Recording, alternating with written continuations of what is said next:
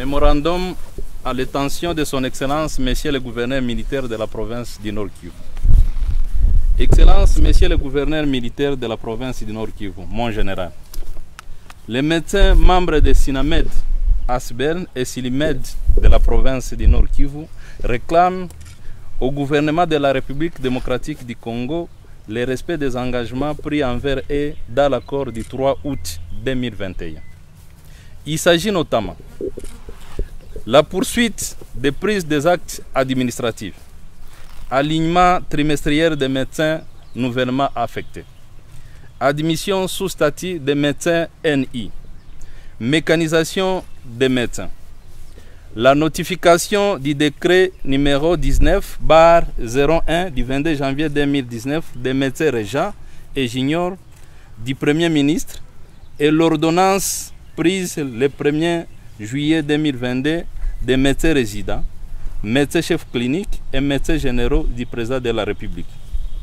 Les aspects pécuniaires, la réactivation effective des rubriques immunisées, transport et logement, prévu dans l'accord du 3 août 2021 pour exercice budgétaire 2022, qui est effectif depuis avril. À ce jour, le manque à gagner en exécution est de l'ordre des francs congolais 8 700 000 pour les médecins internes et 18 millions pour les médecins généraux. Les syndicats des médecins Sinamed Asbel et Silimed Asbel rappellent au gouvernement de la République que la prime de risque professionnel fait partie intégrante de la rémunération des médecins consacrée par l'article 26 du décret numéro 06/130 du 11 octobre 2006. Elle n'est ni donc un cadeau, ni une faveur. Les syndicats des médecins réclament la régularisation des médecins en service non commissionnés en province du Nord Kivu. Les syndicats des médecins réclament la suppression des tracasseries routières qui préjudicient les médecins en province du Nord Kivu. Les syndicats des médecins réclament la sécurisation des médecins en province du Nord Kivu. Les syndicats des médecins cités ci haut sont et demeurent apolitiques. Ils ne défendent que les droits de ses affiliés. Que vive la lutte syndicale, que vive Sinamed Asbel, que vive Silimed Asbel, fait à Goma le 5 octobre 2022 pour le bureau exécutif provincial, le secrétaire exécutif provincial de Sinamed Asbel, Dr Biankizinki Korobel, et le secrétaire exécutif provincial adjoint chargé de l'administration et finances de Silimed, Dr Bissimwa Kaberebere Eli. Je dis et je vous remercie.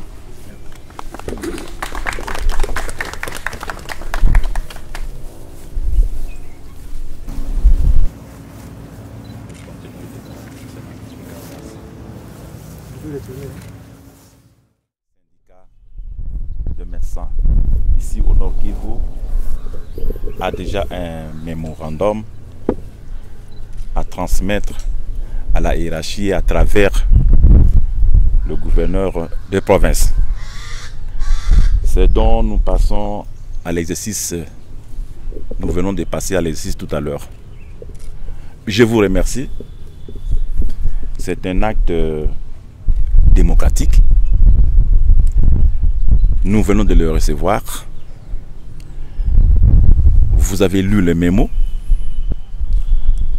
Nous avons puisé déjà dans ce mémo ce qui est de la responsabilité du ministère de tutelle, donc de notre gouvernement, et aussi ce qui est de responsabilité du gouvernement provincial, dont nous avons l'insigne honneur de diriger en ce moment. Alors, ce que je peux vous dire, je prendrai soin de le transmettre intégralement, ces documents, au niveau national. Et nous ne tarderons pas à passer à l'exécution lors de notre prochaine réunion du comité provincial de sécurité pour prendre des actes en rapport avec les points qui concernent la province, ce qui nous concerne notamment pendant cet état de siège. C'est donc je vous remercie encore sincèrement et grand merci. Merci. Les patients sont impatients. Parce que vous les avez bouffé beaucoup de temps. Ils vous attendent. Merci. Excellente journée. Merci.